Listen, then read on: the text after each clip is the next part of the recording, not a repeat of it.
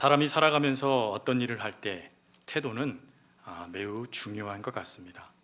공부하는 학생들에게는 공부하는 태도, 그리고 운동하는 선수들에게는 운동하는 태도, 군인들은 복무 태도에 따라서 그 결과들이 달라집니다. 그리고 이러한 삶의 태도는 성경에서도 중요한 마음의 자세로 여기고 계십니다. 빌립보서 2장 5절 말씀에 보면 너희 안에 이 마음을 품으라 곧 그리스도 예수의 마음이다 라고 말씀을 하죠. 근데 여기서 이 그리스도 예수의 마음에 대하여 빌립보서에서는 무엇라고 표현하냐면 그는 자기를 낮추시고 죽기까지 순종하셨다라고 말씀합니다. 즉 주님이 낮아지시는 것, 주님이 죽기까지 순종하실 수 있었던 것 출발이 바로 마음에 달려 있었다라는 것입니다. 그래서 이 마음이라는 이 단어를 영어 성경 NIV에서는 어떤 단어로 표현했냐면 attitude라는 단어로 표현했습니다. 즉 태도라는 단어로 표현한 것이죠. 즉 사람이 어떠한 태도를 갖추냐에 따라서 삶의 모든 것들이 달라진다라는 것입니다. 이러한 태도는 기도도 마찬가지죠. 누가복음 18장 말씀에 가보면 바리새인의 기도와 세리의 기도가 나옵니다. 근데 그 두 사람의 기도가 동시에 하나님께 드려졌는데 문제는 한 사람의 기도만 하나님이 연락하시더라는 것이죠. 그 연락하시는 모습에 대해서 예수님은 뭐라고 표현하시냐면 그들이 그 하나님의 응답을 이렇게 받은 자와 받지 못하는 자의 차이가 나타나는 것은 그들의 기도의 태도 때문이라는 것입니다. 그러면서 세리는 그가 겸손히 하나님께 기도했다라고 이야기하고, 그리고 또한 오늘 우리가 누가복음 18장에 나와 있는 바리새인은 교만함으로 그가 기도했다라고 예수님은 말씀하세요. 즉 기도의 응답조차도 그 사람의 태도에 따라서 응답의 차이가 이렇게 나타난다라는 것입니다. 그러면 하나님께서 기뻐하시는 기도, 우리가 하기를 원한다라면 어떠한 태도를 가지고 하나님 앞에 기도해야 될 것인가? 하나님이 기뻐하시는 기도의 태도는 어떤 모습인가? 그 마음의 자세에 대해서 세 가지를 함께 살피기를 원합니다. 그 첫 번째 태도는 마음을 모아 기도하는 태도입니다. 오늘 본문에도 합심이라는 단어가 나오죠. 이 합심이라는 단어는 한자어의 뜻으로는 서로 동의하고 맞춘다라는 뜻입니다. 그리고 원어적으로는 여러 사람의 마음을 하나로 모은다 또는 함께 어우러져서 멋진 조화를 연출한다라는 뜻을 갖고 있는 게 합심입니다. 근데 이 합심이라는 단어를 살필 때 여러분 어떠세요? 여기서 우리가 기억해야 될 관계의 모습이 있습니다. 우리가 합심하다라는 단어를 쓸 때 마음과 마음이 맞는 사람들끼리 합심하는 것은 어려운 일이 아닙니다. 그런데 마음과 마음이 깨어진 이들, 관계가 깨어지고 그 관계가 불편하고 어려운 이들에게 합심이란 죽을 만큼 힘들고 어려운 것이죠. 이 모습을 영국 런던 대학교 던커햄 데레트 교수는 뭐라고 표현을 하고 있냐면 원수 되거나 상대방에게 분노, 배신감 때문에 증오와 마음속에 갇혀 있을 때 다시 그 사람을 만나지 않으려는 속성이 우리들에게 발동된다. 그럴 때 우리들은 상대방과 마음을 합칠 수 있는 것이 하나님의 뜻인 줄 알면서도 그것을 어려워한다라고 이야기합니다. 즉 함께 합심하여 기도하고 싶은데 깨어진 관계 때문에 그것이 불편해지고 힘들어져서 함께 하기가 어렵다라는 것입니다. 근데 이 교수님은 이런 표현을 더 썼습니다. 그러나 그럼에도 불구하고 마음을 합칠 수만 있다라면 그 모습 자체를 하나님이 가장 아름다운 것으로 여기신다. 하지만 이 모습에 반드시 대가가 따른다 라고 이야기를 합니다. 그리고 그 대가를 뭐라고 얘기하냐면 진심 어린 회개와 뼈를 깎는 용서의 고통이 따른다 라고 이야기를 해요. 즉 진심 어린 사과와 회개와 뼈를 깎는 용서의 모습이 서로 간에 이루어졌을 때 비로소 원수도 합심하여 함께 기도하는 역사가 이루어진다라는 것입니다. 그래서 그것이 이루어지고 있으니 우리는 이미 하나님의 역사에 응답받지 못해도 하나님의 뜻이 이루어지는 것이 합심 기도다라고 이야기를 했어요. 어떠세요? 우리가 합심하여 기도할 때 마음과 마음이 편안한 사람들에게는 편안하게 다가가며 함께 기도하자라고 얘기를 해요. 하지만 깨어진 자들에게는 그러기가 얼마나 어려운지 모릅니다. 하지만 그럼에도 불구하고 하나님은 그러한 자들조차도 함께 손을 붙잡아서 함께 기도하기를 원하신다라는 것입니다. 여러분, 이 모습을 우리는 신약 성경의 고린도 교회를 통해서도 확인해 볼 수 있죠. 고린도 교회는 은사도 많이 받았지만 문제도 많은 교회입니다. 그 문제들 중에 대부분의 문제들이 관계의 문제들이었어요. 내부적으로 분열되어 있었고, 십자가의 복음을 오해했고, 도덕적으로 태만했고, 세상 법정에 성도들끼리 고소하며 송사하는 일이 비일비재하게 발생됐고, 우상의 재물을 먹는 문제 때문에 치열하게 성도들 가운데 다툼이 발생된 교회가 고린도 교회였습니다. 그러면 이러한 고린도 교회, 서로 원수되어 으르렁거리고 있는 이 교회를 향한 사도 바울의 처방, 복음의 처방은 무엇입니까? 그 처방이 고린도 후서 1장 11절 말씀이에요. 1장 11절 말씀 같이 읽겠습니다. 너희도 우리를 위하여 간구함으로 도우라. 이는 우리가 많은 사람의 기도로 얻은 은사로 말미암아 많은 사람이 우리를 위하여 감사하게 하려 함이라. 뭐 하래요? 기도하래요. 함께 기도하래요. 함께 기도하면 그것이 감사의 모습까지 확장된다라는 것입니다. 여러분, 이 놀라운 복음의 비밀을 사도 바울은 오늘 우리들에게도 들려주시는 거예요. 우리가 함께 기도할 수 있기 위하여 서로가 서로의 관계를 회복해 나가며 주의 복음으로 함께 그 걸음을 걸어갈 때 비로소 하나님의 몸된 교회가 교회다워지더라라는 것입니다. 또 이 모습은 사람과 사람 사이에만 국한되지 않아요. 하나님과 우리 사이에도 마찬가지죠. 여러분, 하나님과 우리 사이를 사도 바울은 원수되었다라고 표현을 해요. 즉 하나님과 우리는 으르렁거리고 싸우는 그런 적대적인 모습을 갖춘 자들이었다라는 것입니다. 그런데 이러한 우리들에게 하나님께서 허락하실 은혜가 있어요. 그 은혜를 사무엘상 7장 5절부터 6절 말씀에 보면 사무엘 선지자가 이렇게 얘기합니다. 너희는 미스바로 모여라. 미스바로 모여라라고 이야기하고 그 다음에 뭐라고 얘기하냐면 여호와께 기도하리라 라고 이야기를 해요. 즉 함께 모여서 그 원수됐던 이스라엘 백성들이 하나님 앞에 기도함을 통하여 그 관계가 회복되어야지만 비로소 이 땅의 문제가 해결될 수 있다는 것을 이야기하는 것입니다. 지금 이 기도로 함으로 모여라 하는 이때에 이스라엘은 블레셋에 40년 동안 압제를 당했습니다. 하나님의 백성입니다. 하나님이 지키시는 나라입니다. 그런데 왜 이방 민족의 압제를 당합니까? 이들이 하나님을 버렸기 때문이에요. 하나님과 원수되었기 때문입니다. 그래서 그 원수된 그 모습 때문에 이렇게 삶 속에 엄청난 고통과 괴로움을 겪고 있었던 것이에요. 그 원인을 깨달았던 사무엘이 온 이스라엘 백성들을 미스바로 모여서 기도하자라고 그들을 불러 모으고 있는 것입니다. 그래서 그 부름에 7장 7절 말씀에 가보니까 그들이 종일 금식하며 회개했다라고 기록되고 있어요. 즉 온 이스라엘 백성들이 한 마음으로 함께 하나님 앞에 회개하며 기도했다라는 것입니다.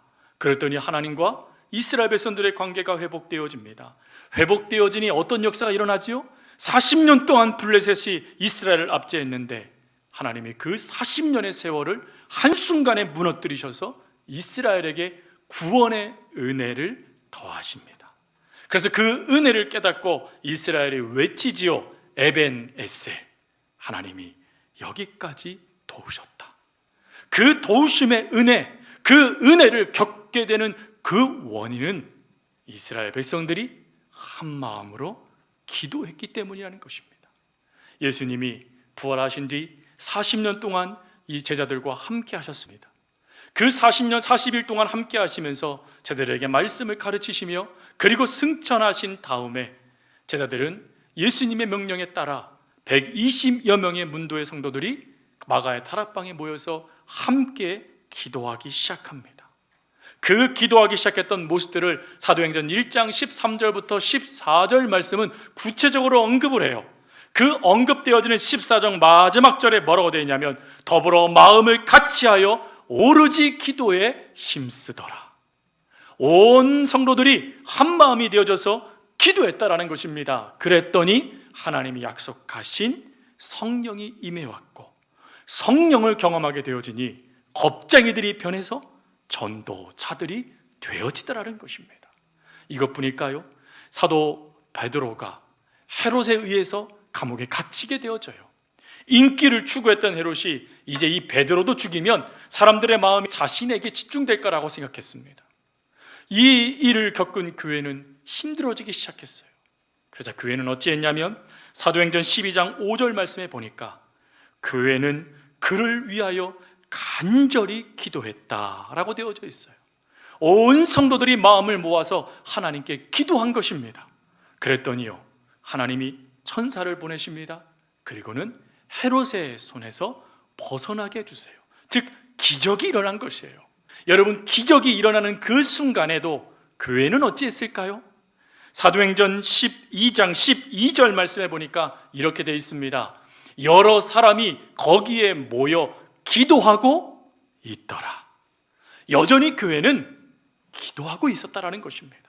한 사람의 기도가 아니라 교회가 함께 힘을 내어줘서 기도했더니 기적이 일어나는 놀라운 은혜가 주어졌다라는 것입니다. 그러면 성도 여러분, 우리들도 기적, 그 은혜 경험할 수 있지 않겠습니까?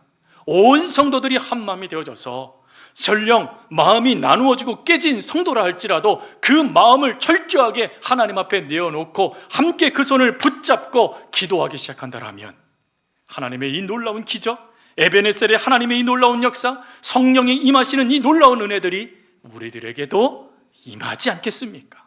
그러니 여러분, 마음을 모아서 함께 기도했던 이 태도를 우리 하나님께 함께 보여드리며 기도하면 어떻겠습니까?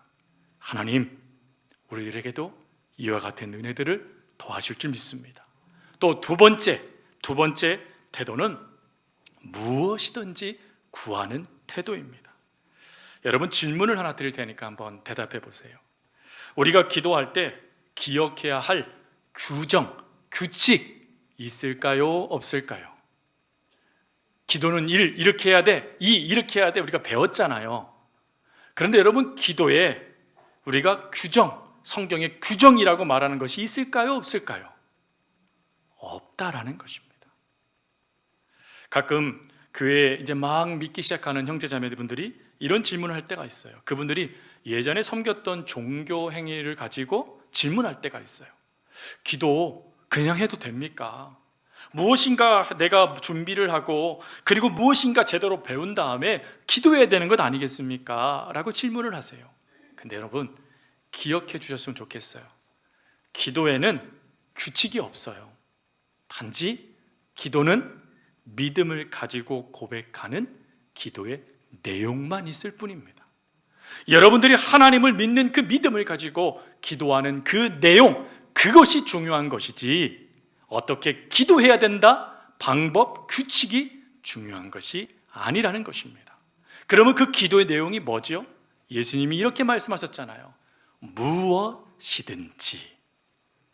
무엇이든지 기도하래요. 그러면 또 질문할 수 있어요. 목사님, 그러면 무엇이든지 뭘까요? 그냥 다 말하는 것일까요? 여기에는요, 하나님을 향하는 믿음과 그리고 기도의 내용이 담겨져 있어요. 하나님을 향한 내용은 두 가지고 기도의 내용은 한 가지입니다. 먼저 두 가지의 이 세 가지를 토탈해서 함께 좀 살펴보면, 첫 번째로는 기도의 내용과 범위에는 제한이 없다라는 것이에요. 여러분, 기도할 때 하나님 앞에 좋은 말, 하나님이 기뻐하는 것만 기도하라고 성경은 기록되어져 있나요? 하나님 앞에 가끔은 불만도 터뜨리고 하나님 앞에 원망도 해보고 하나님 앞에 어떻게 그럴 수도 있냐고 막 따지기도 하고 그래도 될까요? 그러면 안 될까요? 어떻게 생각하세요? 성경을 보면 이러한 내용들이 너무 많이 나와요. 왜 나올까요? 어떠한 기도도 하나님이 들으신다는 거예요. 여러분들, 우리가 이것이 은혜라고 믿어주셔야 돼요. 물론 뒤늦게 내가 그때 왜 그랬는지 몰라요 하나님, 회개하는 모습이 나타날 수도 있어요. 너무 감사한 모습이죠. 그러나 성도 여러분, 하나님 앞에서 우는 것처럼 하나님 앞에서 기도하세요. 모든 감정을 그대로 하나님께 드려놓고 기도하세요. 하나님은 어떠한 기도의 내용, 어떠한 범위의 내용이라 할지라도 제한 없이 그 모든 기도를 들어주시는 분이십니다. 이 은혜를 깨달았던 초기 기독교의 지도자 크리소스톰은 이런 말을 했어요. 기도는 노여워하는 사자의 입에 재갈을 물리고 난세를 정복시켜 고요하게 하고 전쟁을 종결시키고 폭풍운을 달래고 마귀를 내어쫓고 사망의 결박을 품고 질병을 완쾌하고 협작권을 내쫓고 도시들을 파멸해서 구출하며 태양을 멈추게도 한다. 하나님은 어떠한 것이더라도 다 이루신다라는 거예요. 그러니 그 어떠한 것일지라도 어떠한 내용이라도 들어주시는 하나님, 그 하나님께 기도하라라는 거예요. 그리고 두 번째, 하나님은 선하시다라는 것, 그 선하심을 전적으로 믿으라는 거예요. 여러분, 하나님의 이 선하시다라는 이것은요, 어떤 의미를 갖고 있냐면 하나님은 우리를 위하여 가장 좋은 것을 허락하시며 가장 정확한 하나님의 응답들을 우리를 사랑하시기에 허락하신다라는 것이 선하시다라는 뜻이에요. 여러분, 이 선하심감을 깨달았던 다윗이 시편 23편 6절에 뭐라고 고백합니까? 그는 이렇게 고백하잖아요. 내 평생의 선하심과 인자하심이 반드시 나를 따르리니 내가 여호와의 집에 영원히 살리로다. 여러분, 여기에서 이 하나님의 선하심이요, 따른데요, 이 따르다라는 이 단어의 의미가 얼마나 은혜롭냐면 이 의미가요, 끝까지 놓치지 않고 추적하여 붙잡다라는 뜻이에요. 즉, 하나님이 우리가 어느 곳에 있든지, 우리가 어느 곳에서 하나님께 기도하든지 그 자리를 반드시 찾아내서 따라오셔서 그곳에 하나님의 선하심과 인자하심을 더하신다라는 것이에요. 여러분, 이 놀라우신 하나님의 은혜를 깨달았던 사도 바울이 이런 고백을 합니다. 로마서 8장 28절 말씀, 우리가 알거니와 하나님을 사랑하는 자 곧 그 뜻대로 부르심을 입은 자들에게는 모든 것이 협력하여 선을 이루느니라. 하나님이 이루신대요. 여러분, 이 믿음을 가지고 기도하자라는 거예요. 물론 저와 여러분들이 원하는 기도의 내용들이 있어요. 응답이 있어요. 그러나 여러분, 그 응답이 주어지지 않아도 하나님께서 여러분들에게 필요한 응답을 반드시 더하십니다. 그러니 그것이 최선이고 그것이 최고의 하나님의 사랑의 표현이에요. 그 표현을 믿는 믿음을 가지고 기도하자라는 것입니다. 또 세 번째, 기도는 시간과 장소에 제한이 없다라는 거예요. 여러분, 우리 대표기도를 하신 장로님도 기도하셨지만 우크라이나와 러시아의 지금 전쟁은 우리의 삶의 테두리에서 벗어나는 지역이에요. 우리가 그것이 어떻게 이루어졌니 뉴스를 아니고서는 알 수도 없는 지역이죠. 그런데 왜 그들을 위해서 기도하죠? 하나님은 장소, 시간을 초월하셔서 우리가 이 자리에서 기도하지만 응답은 그 자리에서도 역사하신다라는 믿음이 있기 때문이지 않습니까? 우리 하나님의 이러한 모습을 조직신학에서는 무소부재하신 하나님이라고 얘기합니다. 무소부재라는 이것을 쉬운 말로요, 천지 모든 것에 충만하시다라는 뜻이에요. 즉, 하나님은 대한민국에만 하나님이 아니라 우크라이나에도 하나님이 되시고 아프리카의 대륙에서도 하나님이 되신다라는 거예요. 그러니 그 모든 시간과 공간을 뛰어넘어서 역사하시는 하나님이 저와 여러분이 믿고 있는 아버지 하나님이시라는 것입니다. 특별히 시간이라는 이 이야기를 할 때 우리는 모세의 고백인 시편 90편 2절 말씀을 꼭 고백할 수밖에 없어요. 그는 이렇게 고백합니다. 산이 생기기 전, 땅과 세계도 주께서 조성하시기 전 곧 영원부터 영원까지 주는 하나님이십니다. 즉 하나님은 시간을 초월하셔서 어제나 오늘이나 영원토록 모든 우리의 인생의 삶 가운데 깊숙이 개입하셔서 역사해 주시는 분이시라는 거예요. 그러니 여러분, 이 하나님 앞에 우리 뭐 하라는 거예요? 무엇이든지 믿고 구하라는 것입니다. 구할 수 있길 바랍니다. 그것이 하나님께서 우리들에게 원하시는 두 번째 믿음의 태도예요. 기도의 태도. 그리고 세 번째가요, 응답하심을 믿고 기도하는 태도입니다. 본문에 하늘에 계신 내 아버지께서 그들을 위해 이루게 하시니라 라고 말씀하세요. 여러분, 여기서 이 이루다라는 이것이 얼마나 감사하고 귀한 일입니까? 이것은 쉬운 말로 하나님이 응답하신다라는 거예요. 저와 여러분들이 기도하는 그 기도를 하나님이 찬기로 듣고 흘려보내시는 분이 아니라 그것을 손바닥에도 새기고 마음에 새기시면서 그 뜻을 이루어 주시는 분이라는 것을 예수님이 오늘 우리들에게 말씀해 주시는 거예요. 그래서 그 이 하나님을 어떻게 하래요? 그 하나님을 향한 마음의 태도를 가지고 기도하라는 거예요. 여러분, 이 마음의 태도를 가지고 기도하는 모습을 이사야서 45장 11절부터 12절 말씀에 보면 이렇게 기도하고 있어요. 같이 한번 읽겠습니다. 이스라엘의 거룩하신 이 곧 이스라엘을 지으신 여호와께서 이같이 이르시되 너희가 장래일을 내게 물으며 또 내 아들들과 내 손으로 한 일에 관하여 내게 명령하려느냐? 내가 땅을 만들고 그 위에 사람을 창조하였으며 내가 내 손으로 하늘을 펴고 하늘의 모든 군대에게 명령하였노라. 아멘. 여러분, 여기에서 중요한 단어가 두 가지예요. 첫 번째로는 명령하려느냐라는 거예요. 여기서 명령하려느냐, 뭔가 너 나에게 어떻게 명령할 수 있어, 이런 뜻으로 들리잖아요. 근데 원어는 명령해라 라고 끝나 있어요. 여러분, 우리가 하나님께 어떻게 명령할 수 있어요? 하나님, 저 이거 필요하니까 주세요. 여러분, 우리가 어떻게 이렇게 할 수 있어요? 혹 하실 수 있는 분들이 계시면 대단한 분들이세요. 하나님을, 아버지 하나님을 제대로 믿고 있는 거죠. 근데 대부분은 그렇게 말하는 것을 어려워하고 힘들어해요. 왜요? 우리가 원하는 것이 되어지는 것이 기도가 아니라는 걸 알기 때문입니다. 그런데도 불구하고 왜 하나님이 명령하라고 이야기하실까요? 여기에는 하나님의 심적인 마음이 담겨져 있는 거예요. 여기서 이 명령하다라는 이 뜻은 원어적으로 이런 의미를 갖고 있습니다. 너는 나를 시켜라. 내가 무엇을 할지 말해다오. 너의 필요를 알려다오 라는 뜻이에요. 이것을 예수님은 무엇이든지 믿고 구하라. 너희 천부께서 이 모든 것이 너에게 있어야 될 줄을 아시느니라 라는 말씀을 했잖아요.